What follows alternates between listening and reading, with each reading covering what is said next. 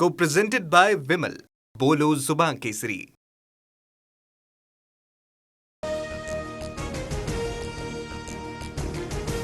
बारामती पोटनिवडणुकीसाठी मतदानाचा रणसंग्राम। उपमुख्यमंत्री सुनेत्रा पवार यांच्यासह पार्थ पवारांनी मतदानाचा हक्क बजावला। मतदानापूर्वी सुनेत्रा पवारांकडून दिवंगत अजित पवार यांच्या स्मृतीस्थळी अभिवादन। अजित पवारांनी बारामतीसाठी मोठे योगदान दिले। विकास कामांची आठवण ठेवून बारामतीकर मतदान करतील।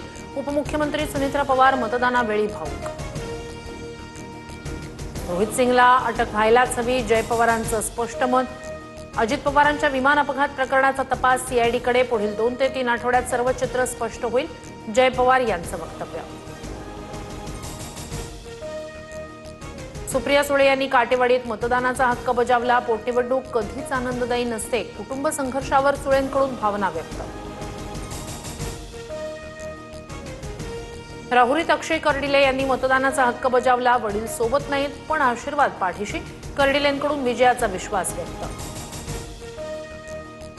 तामिळनाडू आणि पश्चिम बंगालमध्येही मतदानाची रणधुमाळी। सकाळी 9 वाजेपर्यंत तामिळनाडूत 17.69% मतदान, तर पश्चिम बंगालमध्ये 18.76% मतदान।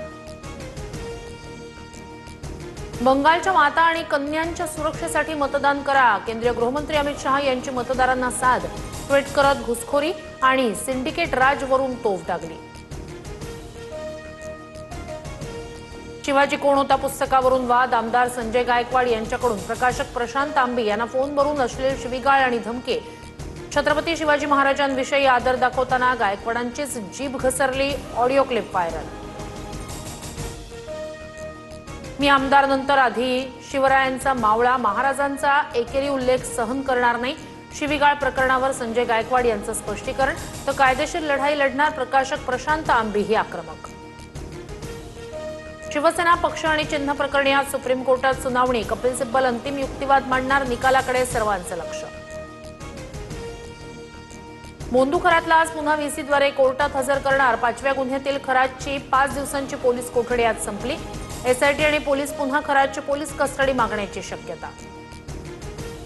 राज्यात पुढील 3 दिवस वादळी पावसाचं संकट। कोकण, मध्य महाराष्ट्र आणि मराठवाड्याला येलो अलर्ट। विदर्भ वगळता सर्वत्र वादळी पावसाची शक्यता। धाराशिवच्या परंडामध्ये अवकाळी पावसाचा तडाखा। 9 एकर पपई बाग जमीनदोस्त। शेतकऱ्याचं 15 ते 16 लाखांचं आर्थिक नुकसान। पंचनाम्याची मागणी। राज्यात उन्हाचा कहर। अकोल्यात सर्वाधिक 11 बाधितांसह उष्माघाताची रुग्णसंख्या 39 वर। आरोग्य विभाग सतर्क, नागरिकांना काळजी घेण्याचं आवाहन। मुंबई पुणे एक्सप्रेस वे 2 दिवस बंद। आज मुंबईकडे तर उद्या पुण्याकडे जाणारी वाहतूक ठप्प। दुपारी 12 ते 3 वाहनांना नो एंट्री। देखभाल दुरुस्तीचं काम हाती।